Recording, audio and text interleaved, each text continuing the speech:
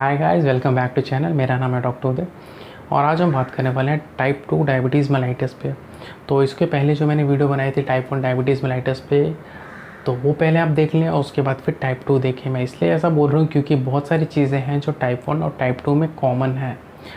तो मैं रिकमेंड करूँगा कि पहले टाइप 1 देखो, जिससे बहुत सारी चीज़ें आपकी क्लियर हो जाएंगी और फिर टाइप 2 पे आओ, तो टाइप 2 भी आपको बहुत ईजिली समझ जाएगा।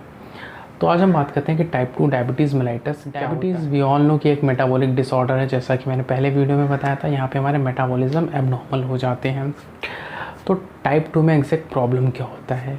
टाइप 2 समझने से पहले मैं थोड़ा एक ब्रीफ इंट्रोडक्शन दे देता हूँ और ईजिली समझते हैं कि हमारे बॉडी में जो मेटाबॉलिज्म हो रही है, मतलब जो एनर्जी बन रही है और जो हमारी बॉडी यूटिलाइज़ कर रही है, मतलब हमारी बॉडी के सेल्स, टिश्यू, मसल्स जो उसको यूटिलाइज़ कर रहे हैं, वो कैसे हो रहा है। तो वी ऑल नो कि पहला जो हमारा मेन इंपॉर्टेंट सोर्स है वो है डाइट। डाइट से हमको सबको एनर्जी मिलती है। तो जब भी हम डाइट कंज्यूम करते हैं, फिर चाहे वो फैट, प्रोटीन, कार्बोहाइड्रेट्स, अगर मैं बात करूं कि शुगर की, तो मेनली जो शुगर का सोर्स है वो हमारा है कार्बोहाइड्रेट। ठीक है। तो जब भी हम डाइट कंज्यूम करते हैं वो हमारे स्टमक में जाता है और स्टमक से इंटेस्टाइन में जाता है। जब ये प्रोसेस होता है तो हमारे जो फूड मॉलिक्यूल्स होते हैं वो सिंपल सब्सटेंस में टूट के एक सिंपल शुगर बन जाते हैं। स्पेशली कार्बोहाइड्रेट जो कि शुगर बनते हैं, छोटे छोटे शुगर बन जाते हैं, एक सिंपल शुगर जिसको हम बोलते हैं ग्लूकोज। तो अब यहाँ पे हमारे इंटेस्टाइन में ग्लूकोज है। अब ये वहाँ से निकल के हमारे ब्लड वेसल्स में आता है या हमारे खून में आ जाता है। इसको जाना कहाँ है? हमारे मसल्स में, उनको एनर्जी देने के लिए ना। तो हमारे ब्लड वेसल्स में आता है और वहाँ से फिर ये हमारे टिश्यू में जाता है। टिश्यू के अंदर जाने के लिए इसको इम्पॉर्टेंट चीज़ जो है वो आपको पता है, पहले वीडियो में मैंने बताई थी, वो थी insulin. Insulin important role play करता है, वो एक चाबी का काम करता है और सेल्स को ओपन करके इन ग्लूकोज को अंदर भेज देता है। इससे क्या होता है, हमारे जो सेल्स होते हैं उनको एनर्जी मिलती है और हमारे मसल्स काम करते हैं। अब बहुत बार होता है कि बहुत सारे शुगर आ जाते हैं तो हमारा बॉडी बहुत समझा हुआ काम करता है। क्या करता है? उन शुगर्स को स्टोर कर लेता है। कहाँ पे? हमारे मसल्स में और हमारे लीवर में। लीवर में स्टोर करता है किसके फॉर्म में? ग्लाइकोजन के फॉर्म में। आगे बताऊंगा क्या होता है। तो ये तो नॉर्मल चीज़ है, जब हम खा रहे हैं हमको एनर्जी मिल रही है और हम जो भी वर्कआउट है या जो भी काम कर रहे हैं वो चल रहा है हमारा। अब दूसरी बात आती है, अगर हमने नहीं खाना खाया तो कैसे हमारा बॉडी मेंटेन करता है? हम देखते हैं ना, 10 दिन तक कोई फास्टिंग रहता है, पानी पीता है, कुछ कंज्यूम नहीं करता, फिर भी उसके अंदर एनर्जी रहती है। बॉडी कैसे चलती है? तो बॉडी ऐसे चलती है, जो हमारा स्टोर किया हुआ ग्लाइकोजन है वो टूट के हमारा ग्लूकोज में बनता है। अब वो कैसे बनता है? हमने कुछ खाया नहीं, अब हमारी बॉडी स्टिमुलेट कर रही है कि लीवर में जो हमारा ग्लाइकोजन है वो टूट के ग्लूकोज में बनना चाहिए। ये काम कौन करता है? पैनक्रियाज के जो ग्लूकागोन है, अल्फा सेल्स जो होते हैं पैनक्रियाज में, वो सिक्रीट करते हैं ग्लूकागोन। और ये ग्लूकागोन आता है लीवर को, बोलता है कि आपके पास जो ग्लाइकोजन है उसको तोड़ के आप ग्लूकोज बनाओ और बॉडी के टिश्यू को एनर्जी दो।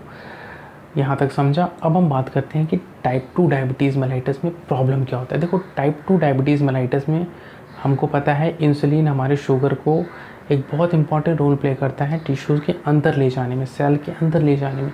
लेकिन टाइप 2 में प्रॉब्लम क्या हो रहा है? टाइप 2 डायबिटीज़ मेलाइटस में हमारा जो इंसुलिन है वो या तो कम सिक्रीट होता है या तो नॉर्मल सिक्रीट होता है। ठीक है।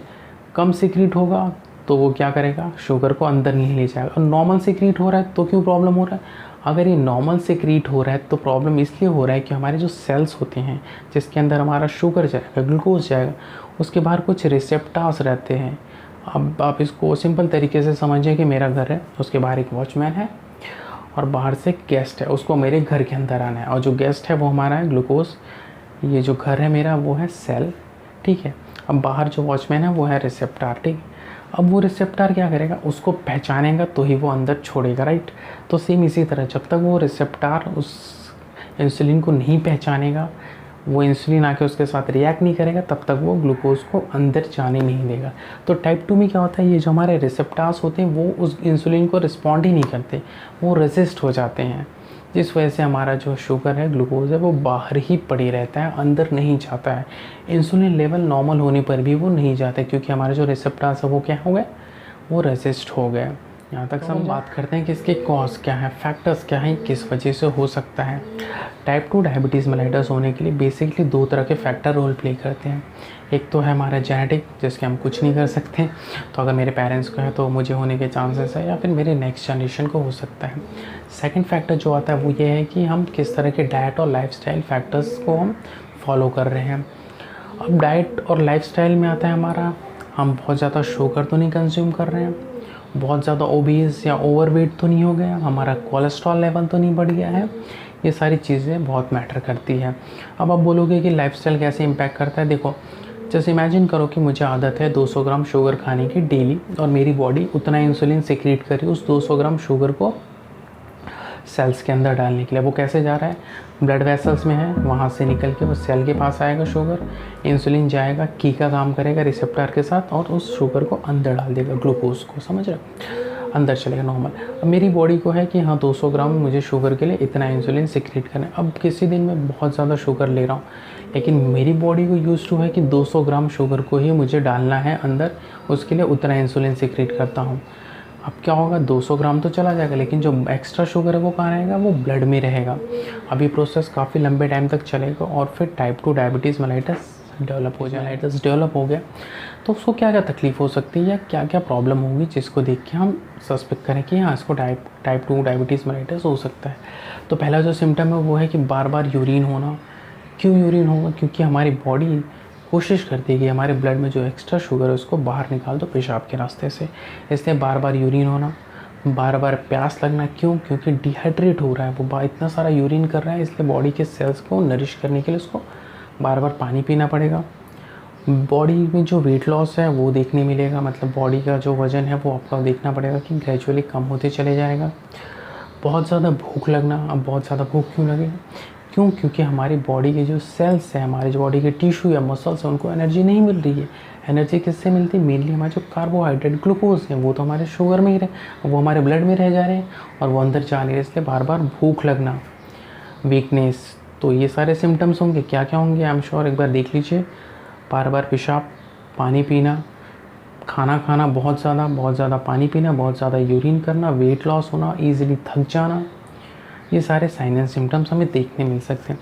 अब पता कैसे चले टाइप 2 डायबिटीज़ मेलाइटस है, बहुत सिंपल है। एज फैक्टर देखो, टाइप 2 डायबिटीज़ जैसा आपको पता है कि ये बहुत यंग में नहीं होता। जैसे मैंने टाइप 1 में बताया था कि टाइप 1 जो होता है वो यंगस्ट में देखने मिलता है, मतलब 20-25 साल के अंदर या 10-12 साल के बच्चों में देखने मिलता है, लेकिन टाइप 2 नहीं देखने मिलता। टाइप 2 हमारा ओल्ड एज में देखने मिलता है, 40-50 के टाइम आते आते देखने मिलता है। अब क्या कर सकते हैं, फास्टिंग ब्लड शुगर देख सकते हैं, पोस्ट लंच ब्लड शुगर देख सकते हैं, और HbA1c। HbA1c क्यों, क्योंकि ये 3 महीने का जो हमारा ब्लड शुगर का एवरेज वैल्यू है वो बताएगा।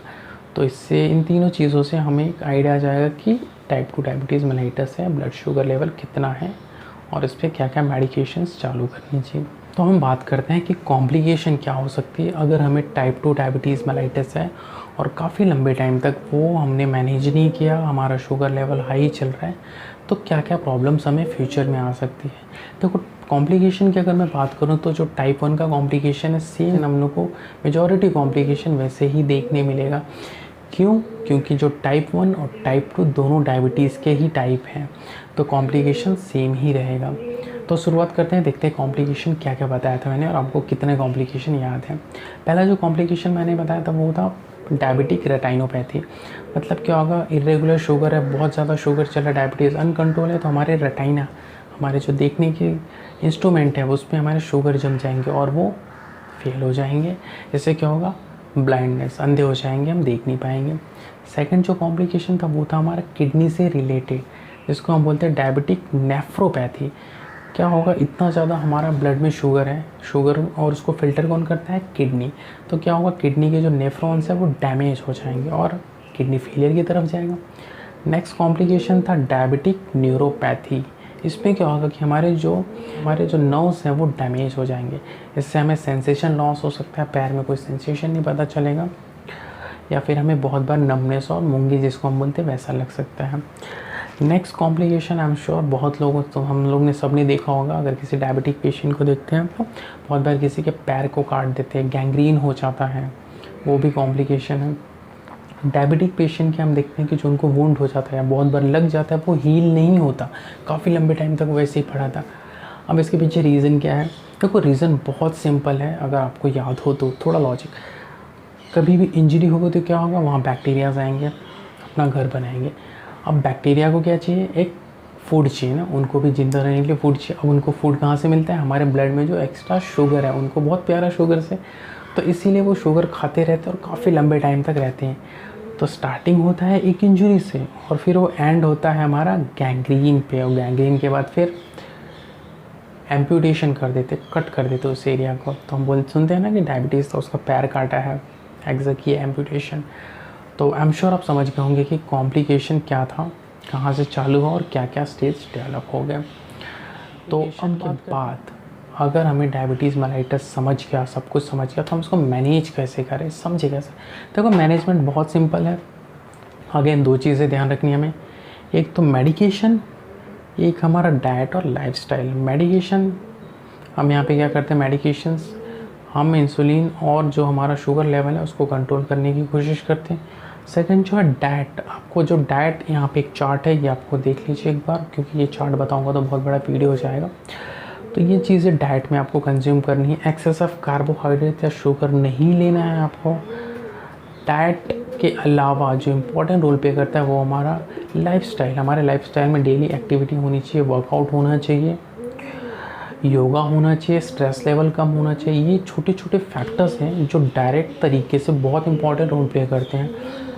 हम मेडिकेशन तो फॉलो करते हैं, लेकिन ये जो फैक्टर्स हैं ये बहुत कम फॉलो करते हैं। इसकी वजह से क्या होता है कि डायबिटीज़ काफ़ी लंबे टाइम तक चलते ही रहता है, वो क्योर ही नहीं होता, क्योंकि हम सिर्फ मेडिसिन वाले फैक्टर पे ध्यान देते हैं, बाकी फैक्टर्स पे नहीं ध्यान दे रहे हैं, इसीलिए डायबिटीज़ चलते रह रहा है। तो आई होप आपको समझ गया होगा टाइप 2 डायबिटीज़ मेलाइटस क्या है। अगर फिर भी नहीं समझा तो नीचे कमेंट बॉक्स है, आप कमेंट बॉक्स में सवाल पूछ सकते हैं एंड आई एम श्योर मैं आपको जवाब दूंगा। अगर यहाँ नहीं पूछ सकते तो इंस्टा पे पूछ सकते हैं, एफबी पे कहीं भी पूछ सकते हैं।